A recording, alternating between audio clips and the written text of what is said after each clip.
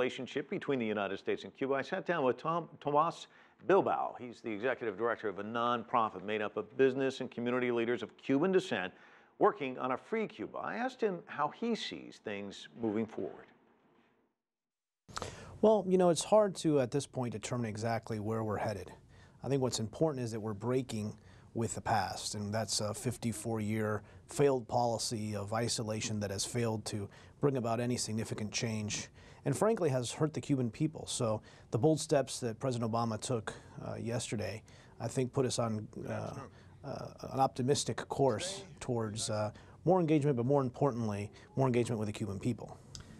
I visited with a gentleman who's with an NGO here in Washington, D.C. It was about a year ago, and he was here lobbying the administration, agitating for change. He's doing a lot of work in Havana.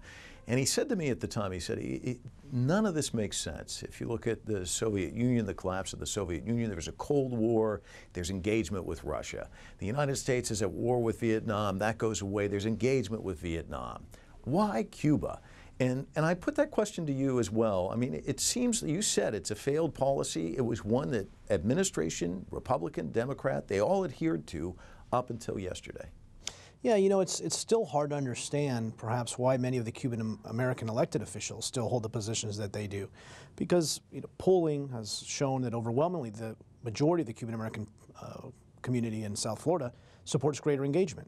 In fact, over 500,000 trips are conducted every year by Cuban Americans to the island. So the exile community has already begun to engage with Cuba, and the steps the president took yesterday, I think, puts the rest of us on a path towards normalization as well. But you'll always find that there are a group of people who have a vested interest in maintaining the status quo. And so they'll, as you've heard in the last 24 hours, they'll try to create obstacles and barriers to any type of advancement and change in strategy. And so I think we suspect we'll continue to see intransigence from those folks. And I think that, though, now they're on the defense when they're used to being on offense. I don't want to say this is the silly stuff, but this seems to fall into the category that perhaps not as serious or as substantial, but cigars, rum, baseball players. Can you talk to us about that? Because I'm seeing a lot of stories about that sort of thing today in the newspaper here. Yeah, that's perhaps some of the things that hits headlines because it's the sexier topics to talk about. The reforms the president enacted yesterday certainly facilitates some of those things, but the focus is really on the Cuban people.